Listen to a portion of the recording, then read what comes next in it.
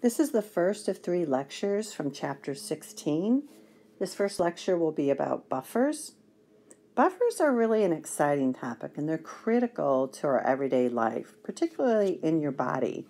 You may not know this, but the pH of blood is very tightly regulated from about 7.35 to 7.45. And if the pH gets much outside of that, it can actually result in death. And the reason that the pH is so tightly regulated in our blood is because of buffer systems. We have very sophisticated buffer systems in our body. You may also be aware that there's a buffer system used in swimming pools to regulate the pH. So there are tons of applications. Let's learn how they work. The simple definition of a buffer is it's simply a solution that resists change to pH. And that's for any type of system that requires a tight control on pH. What a buffer is actually a mixture of a weak acid along with its conjugate base, or it can be a weak base along with the weak base's conjugate acid. That's how buffers are made.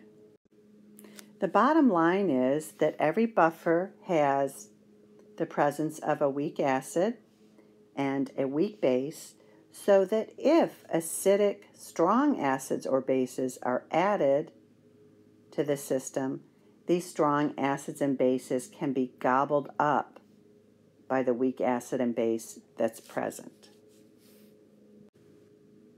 When you're creating a buffer, it's not enough to simply add a weak acid and then think that it's going to make enough conjugate base to make a good buffer. You also must deliberately add extra of the conjugate base so that there's a significant amount of the conjugate base and weak acid present. Likewise, when you're making a basic buffer, of course, in this case, you start with a weak base and also add the conjugate acid of that weak base. And again, it's not enough to simply add the weak base. You must also deliberately add extra of the conjugate acid. So you're going to be adding 2 ingredients whenever you make a buffer solution. Let's take a look at a buffer system made from the weak acid, acetic acid, and its conjugate base, which is the acetate anion. So we have a buffer system of those two. And let's imagine that we're adding a strong base to that buffer system. We know sodium hydroxide is a strong base. So let's look at that. Of course, like any soluble ionic compound, sodium hydroxide, when added to water, is going to quickly dissociate into the sodium ion and the hydroxide ion. The sodium ion is not going to have any effect on pH, so it's the hydroxide ion that we're concerned about. So you should ask yourself, when you add something to a buffer, what is it going to react with? Well, since it's a base, it is going to react with the acid part of the buffer system. So the reaction we're looking at in this case, if we add sodium hydroxide, is the reaction of sodium hydroxide plus acetic acid. Any acid-base reaction gives you the salt and water. That's a classic neutralization reaction.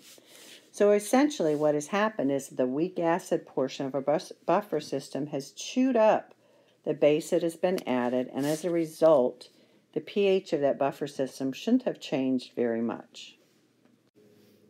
What I really want you to notice, though, is that in this type of reaction in a buffer system, one component of the buffer, in this case acetic acid, has simply been replaced with the other component of the buffer system. And so that's how a buffer works, is the 2 components that make up a buffer go back and forth depending on which one is needed to keep the buffer at a constant pH. On the other hand, looking at the same buffer system, so here is the acetate ion in the form of a salt.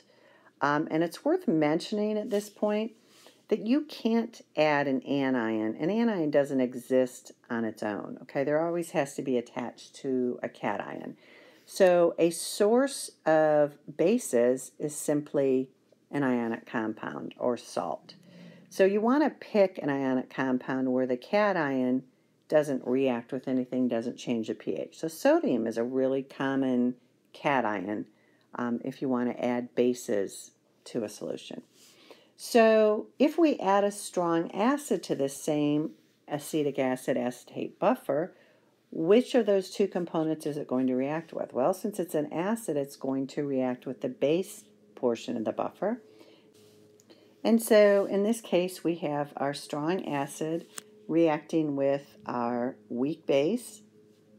And what we're making then is the original acid, acetic acid, which I guess at this point you can call the conjugate acid of this, and then just a salt, which doesn't affect the pH. So again, as I pointed out in the last slide, a buffer system acts by going back and forth between a weak acid and its conjugate base, or a weak base and its conjugate acid.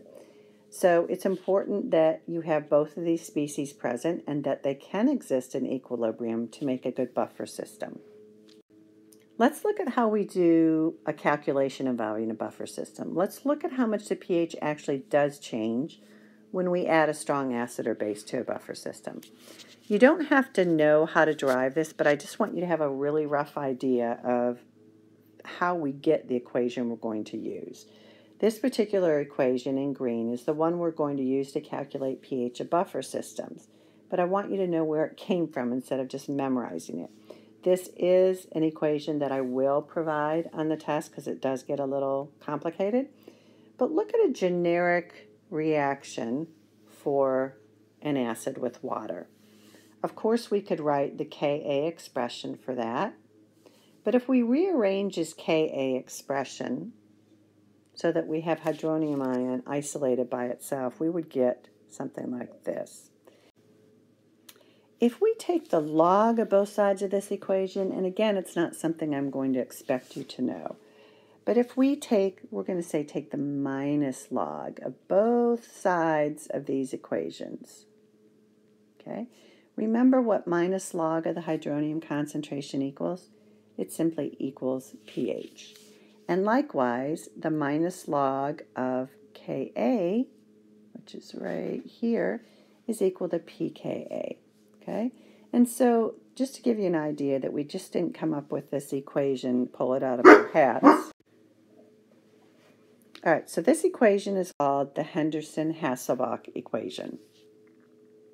I'll go ahead and write that for you. I thought I had it written down. Henderson-Hasselbalch. I think that's spelled right. Okay. So simple to use. So it takes a very difficult concept of buffers and makes it very simple to calculate the pH. I want you to notice a couple things about this equation which will make your life tremendously easier when you're working problems out. What happens when, now notice that this is the base on the top. A lot of people get these inverted. Don't do that. And this is acid on the bottom. Okay? And this is a plus sign. There are different forms of the Henderson-Hasselbalch, so don't be thrown by that. This is the one we're going to use.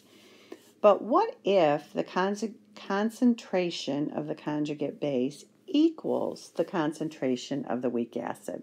What happens when these two are equal to each other? Well, they become equal to 1, and what is the log of 1?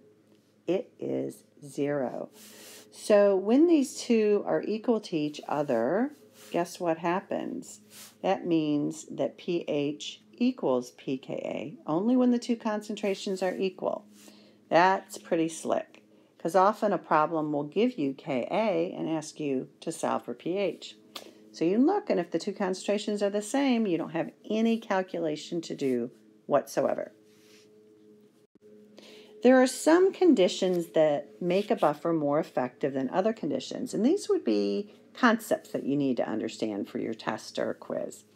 First of all, as I just said, a buffer will be most effective when the concentration of the weak acid and its conjugate base are equal, or the concentration of the original weak base and its conjugate acid are equal. You want equal amounts of those two because you're not sure what's going to be added, whether it's going to be a strong acid or strong base. You want to be able to take care of both of them. A buffer, however, it's most effective when the concentrations are equal. A buffer will be an effective buffer when the concentrations of those two vary by less than or equal to a factor of 10. So if the concentration of base to acid is anywhere from 0.1 to 10, okay, so that means you have an effective buffer. If it's different by any more, let's say if the base is 20 times more concentrated in the acid, it will not make a good buffer. A buffer will also be most effective when the original weak acid and its conjugate base are present in a large concentration. If you don't have enough of them to begin with, it's not really very protective, okay? And how do you pick the actual substances or chemicals to put in a buffer? How do you know which weak acid or weak base to start with? Well, you want to find out the pH range that you want to regulate. So let's say you want to regulate the pH between 7 and 8. That means that you would want to pick a weak acid or a weak base that has a pKa plus or minus 1 of this range. So if you're trying to control a pH range of 7 to 8, you would want to pick a weak acid, for example, with a pKa that varied anywhere from, let's say, maybe 6 to 9. So bottom line is you want to get the pH pretty close to the pKa, pretty close to the pH. So let's do a sample buffer problem. The first thing you need to be able to do is recognize that it's a buffer problem. I'm not always going to say in the problem, hey guys, this is a buffer, use Henderson-Hasselbalch. You're going to have to recognize. How do you do that? Well, in this problem, I'm like, okay, that's an acid because it starts with a hydrogen, and it's a weak acid. I know it's a weak acid because it's not one of the 6 strong acids that I memorized. So that's a weak acid. Now you have to see, is its conjugate base present? What is the conjugate base of HCN? That's hydrocyanic acid. The conjugate base is this, okay? Do we have that present in this solution? Well, we have sodium cyanide. Is that the same thing? Yes. That's a very important point, as I mentioned before. Don't be fooled thinking these are different. They are entirely equal to each other. Because sodium cyanide, any sodium-containing salt, is completely soluble in water. And so as soon as that sodium cyanide hits water, it's going to dissociate to give you sodium cation and then cyanide anion. Sodium cation doesn't contribute anything, so we're going to ignore it. It's a spectator ion. But now you see we have a source of our conjugate base. So that's how you recognize that you have a buffer problem. You have both the weak acid and the conjugate base present. And now's the time to write the Henderson-Hasselbalch equation and start filling in the information that you have that's been given to you.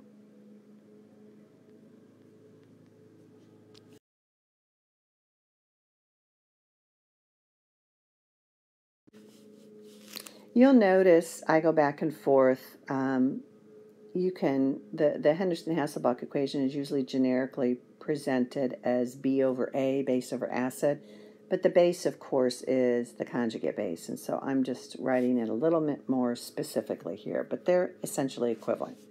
We're trying to solve for pH. We were given Ka, so we can certainly calculate pKa.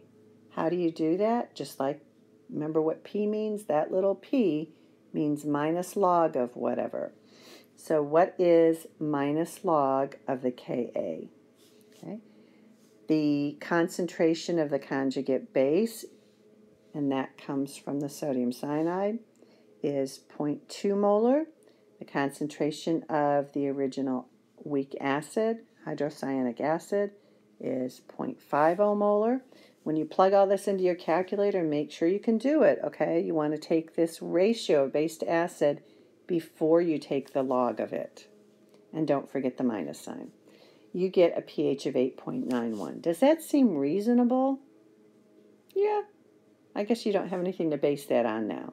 When we get into buffer problems where we disturb the equilibrium by adding a strong acid or strong base, this is your starting point. This is the buffer without any disturbance. So you'll want to kind of keep that under your hat and compare it to the pH after you've disturbed. Here's another problem. Let's start out by analyzing it. Remember that any nitrogen-containing compound that is neutral is a weak base. So what is the conjugate acid of ammonia? It is the ammonium ion. Okay, do we have the ammonium ion present? Well, yes. Remember I told you that the conjugate acid or base is going to be acid added in the form of a salt, soluble salt, because that salt will immediately dissociate or ionize in water to give you these. The chloride is not a part of this, it's a spectator ion, but we have now seen that we've added the ammonium ion. So we have both the weak base, ammonia, and its conjugate acid, the ammonium ion. Therefore, we have a buffer. So let's go ahead and plug it into Henderson-Hasselbalch.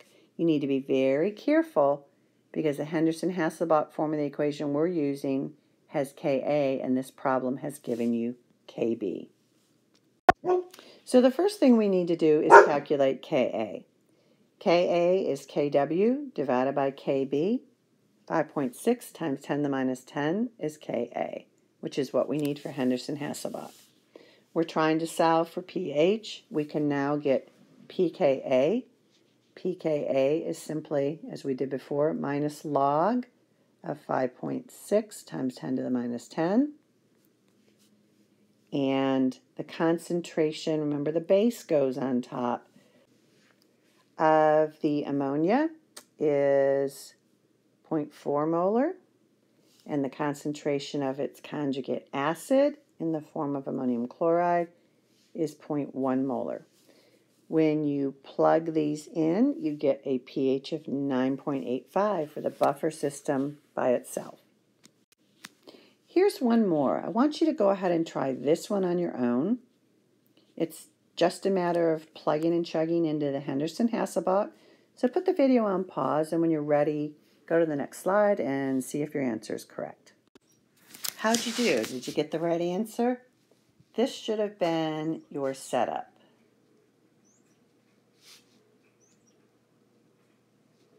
Okay, I'm setting up pKa now, which is minus log of the Ka which was given. And I'm determining that my base is Cn minus, which is 0.15 molar. And my weak acid is hydrocyanic acid, which is 0.25 molar. And then when you plug in and calculate that, you get the pH of 9.09. All right, so introductory buffer problems are pretty easy, but it's also pretty easy to make them complicated. So let's start dipping our toe into a little bit more complex problems. Go ahead and read this problem. Instead of just asking you for pH, it gives you pH and asks you essentially how to prepare that buffer system. It's asking you to calculate how much sodium acetate, which I'm hoping you see as the conjugate base portion. It's asking you how much of this, essentially how much A minus do you have to add to acetic acid to make a buffer with a pH of 4.68. That means we got to get a concentration of A minus by itself in this solution. So before you start figuring out how to do it, I want you to look at the information that's given and see if we need to do anything with it. Well, we're talking about moles instead of concentration. The really good news, so listen carefully what I'm getting ready to say. The really, really good news about the Henderson-Hasselbalch equation is that because this concentration of conjugate base over acid is a ratio. It doesn't matter if those are concentrations units or if they're simply units of moles. So if you're given moles of the conjugate base and acid in a problem, you don't have to convert them to concentrations to use Henderson-Hasselbalch, because whatever the units are, whether they're moles or molarity, they're going to cancel out. Now you can't use grams because that's not apples to apples, but you can either use moles to moles or molarity to molarity. Just makes life easier. Here's a little quirk thrown in. Since they're asking for moles of sodium acetate, let's go ahead and get the acetic acid into moles also. Do that like you always do. You take the molarity, which is 0.16 molar, or moles per liter. You multiply it by how many liters you have, which is 0.250, and that gives you the moles of acetic acid. So now we have what's going to go in the denominator of this ratio. Let's go ahead and plug in everything else we have and see what we need to do to rearrange this equation and solve for A minus.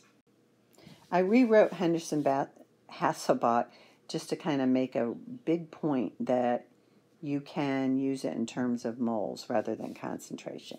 This is what the problem gave us. They gave us the pH, they gave us the Ka, so we can calculate pKa, and we just calculated pretty easily the moles of the acetic acid. And so we have to get and solve for the moles of the acetate conjugate base. How do we do that?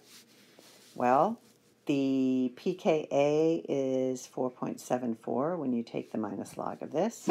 So the first thing we're going to do is subtract 4.74 from both sides of the equation. Okay?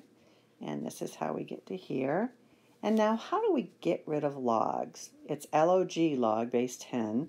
So we raise both sides of the equation to 10 raised to that gets rid of log. So do that, log goes away, and we end up with what we have in the bottom. So next page, and we'll give the final solution. So 10 raised to the minus 0.06 is 0.871, and now it's pretty easy to solve, right? Multiply both sides by 0.040, and you get that the number of moles of the acetate or conjugate base is 0.35 moles. That's it. So it involves some algebra and understanding the question, but you can do it. All right, so now we're into working problems where we disturb a buffer. So you have an initial buffer, and we're going to disturb it. We're going to see how the pH of that buffer responds when we add an acid or a base to it. So let's look at the question that's being asked. The buffer itself is made of acetic acid, which is a weak acid, and the conjugate base, the acetate ion. So it's a good idea, and actually the problem asks you to calculate the pH of the buffer before it's disturbed with a strong acid, hydrochloric acid. So that's simply just plugging into the Henderson-Hasselbalch equation. And I forgot to give you the Ka of acetic acid, but I happen to remember that. It's 1.8 times 10 to the minus 5. And so it's easy to do the first step. All right, remember you can use concentration or moles. We're given, or concentration, yeah, or moles. We're given concentration here. So concentration of the base goes on top. That's 1.20. And concentration of the acid goes on the bottom. Okay, let's see what pH our buffer started at. All right, so plugging those values in, we get that pH is 4.74 minus, and this log value is 0.09. So our pH of our buffer system before we add anything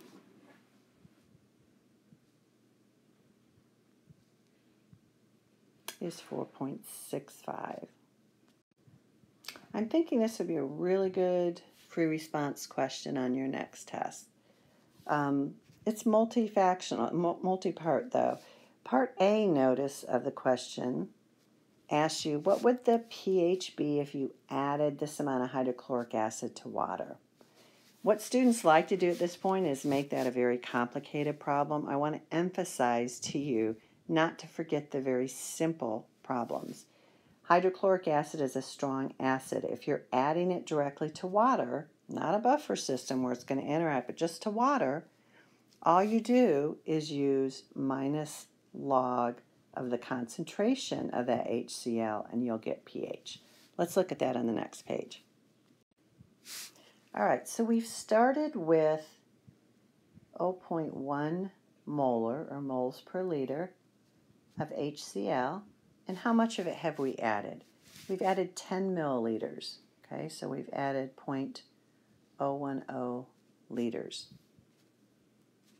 So that means the moles that we have of HCl are, okay, great. But in order to calculate, remember we're trying to get the pH when we add 10 milliliters of hydrochloric acid to 100 milliliters of water. So we're looking to get the diluted or current concentration of hydronium ion. Okay? And so what is our total volume now? Remember we've added this 10 milliliters of hydrochloric acid to 100 milliliters of water. That means that the total volume is 110 milliliters. Okay? And so that means the concentration of hydrochloric acid after we've added it to the 100 milliliters of water is 0.0091 molar. Now, since this is a strong acid, remember that means that 100% of it in water exists in the ionized form. So that means whatever concentration we started with of HCl, which we've just calculated, 0.091, will be the exact amount of hydronium ion that we make. That's why strong acids and bases are so easy to work with. No ice table, no Ka value. And so now pH, and this is in pure water, this is HCl in water. The pH is minus log of 0.0091, and that equals 2.04. That's about what you would expect. You got to use your common sense in these buffer problems. Make sure you didn't make a math error. That's very acidic. That's what we would expect if we added a strong acid to pure water, right? Really acidic. So water on its own has an initial pH of 7, and by adding only 10 milliliters of hydrochloric acid, we've lowered the pH by 5 pH points. And each step on the pH scale represents an order of magnitude. So we've lowered that pH 5 orders of magnitude just by adding a little dab of a strong acid. Let's add that same amount of hydrochloric acid to our buffer system and see how it has changed its pH. Here's the slide that you're going to want to pay very close attention to. You may need to repeat it, listen to it a couple of times, but this is probably the hardest type of buffer problem you'll work, and that is when you are adding a strong acid or strong base to an existing buffer. So you have disturbed the buffer. The first thing that you need to do is create what I call a mole table. Not an ice table, but a mole table. If you're talking about how much of something is going to react, how much is going to be left, etc., you need to be in moles. So the first thing you want to do is decide which part of the buffer the added thing that's disturbing it is going to react with. Since HCl is an acid, it's going to react with the base part of this buffer, which is the acetate ion. So first write a balanced equation between the part of the buffer that's going to be activated and either an acid or a base. Okay, if it's an acid, you're going to add H3O. That's what it becomes in water. If you've added a strong base, instead of H3O here, you'll have OH minus. But here we go. So how much acetate did we start with? If you look back at the original question, we started with 1.2 molar, or moles per liter, of the acetate. We need to get into moles, so I'm going to go ahead and multiply that concentration by the 100 milliliters of it that we use. The problem tells you that again. I'm going to keep, you can convert the 100 milliliters to 0.1 liter if you want, but if you leave the volume in milliliters, you get units instead of moles of millimoles. It's one less calculation you need to do. It works perfectly fine either way. You may have experience with millimoles in your lab. But if we multiply 1.2 moles per liter by 100, we get 120 millimoles of acetate is what we started with. That is our initial moles. And how much hydrochloric acid did we add? The given information in the problem says that we had 0.1 molar hydrochloric acid, that's 0.1 mole per liter, and that we added 10 milliliters of it, which means we had exactly 1 millimole of hydrochloric acid, which again turns 100% into the hydronium ion because it's a strong acid.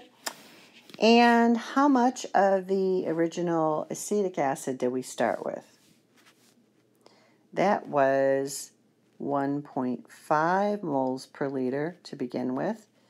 The problem said we added 100 milliliters of that solution containing both the weak acid and conjugate base. So that means that we have 150 millimoles of the acetic acid.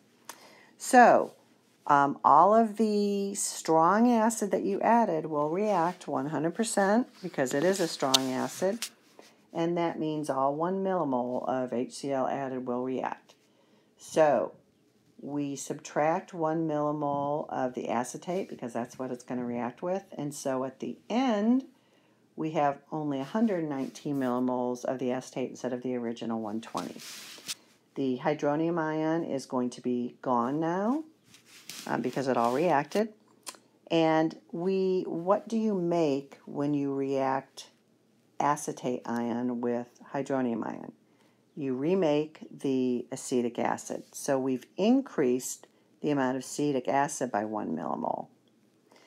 This is really all you need. You need to, after you disturb a buffer, you need to calculate the new amounts, either in mole value or in molarity value, and plug it into the Henderson-Hasselbalch equation, making sure to put the base on top and the acid on the bottom. Then you plug in, you get your pH. What was the original pH of our buffer before we added the HCl? It was 4.65. That was the original. Wow. So we dumped in a bunch of strong acid, and the pH of this buffer only changed by 0.01 unit. Remember, in pure water, we added the same amount of hydrochloric acid, and it changed by 5 orders of magnitude. So that's amazing. Buffers are actually amazing. It is protecting that system very well. If you're feeling brave, it would be a really good thing to do to try this problem on your own. You do it in essentially the same way, but instead of adding hydrochloric acid to disturb this acetic acid acetate buffer, we are adding sodium hydroxide, which of course is a source of the hydroxide. So I would suggest you try to work it out yourself. I will get you started by prompting you with which of the buffer components will hydroxide react with. It's going to react with the weak acid. So the reaction you need to set up your mole table is going to be, you're going to start with the weak acid part, and the thing that's disturbing is hydroxide. And what do those make when they react? They make the other component of the buffer system, which is the acetate ion, and then of course water, which we don't worry about. And so now you want to go ahead and figure out, it's not really a nice table, but I don't know what else to call these, your mole table. Okay? See what the pH is after disturbing it with sodium hydroxide.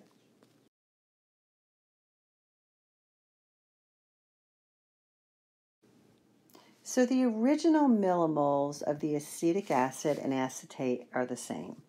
So if you look back at the last problem we just did, there were 150 millimoles of acetic acid and 120 millimoles of the acetate conjugate base, and we've added the same millimoles of hydroxide as we did HCl, which is exactly 1 millimole. All right, so all of that OH added, because it's from a strong base, is going to react with the acetic acid. So minus 1 millimole. That leaves us with 149 millimoles of the acetic acid. All of the hydroxide we added is going to be gone. It's all going to react. And what do hydroxide and acetic acid make when they react together?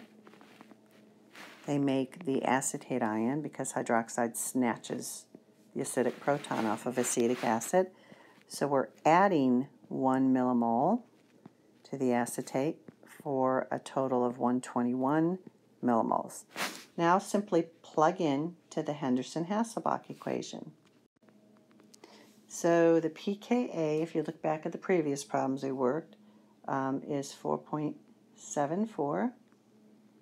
And let's see, the moles of base, be careful here, the base is the acetate, so the moles of base goes on top, 121, divided by the moles of the acid, which is 149.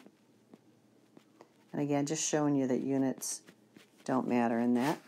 And so then we get the final pH of this disturbed buffer is 4.67. The original pH, again, just as a reminder, is 4.65. So again, the buffer has really protected itself. It's only changed by 0.02. It's what you expect. You've added a base, so you do expect the pH to creep up just a little bit higher than it was. But again, almost a trivial amount. Buffers are wonderful. That's it for the first of 3 lectures out of Chapter 16, and the next one will be over titrations.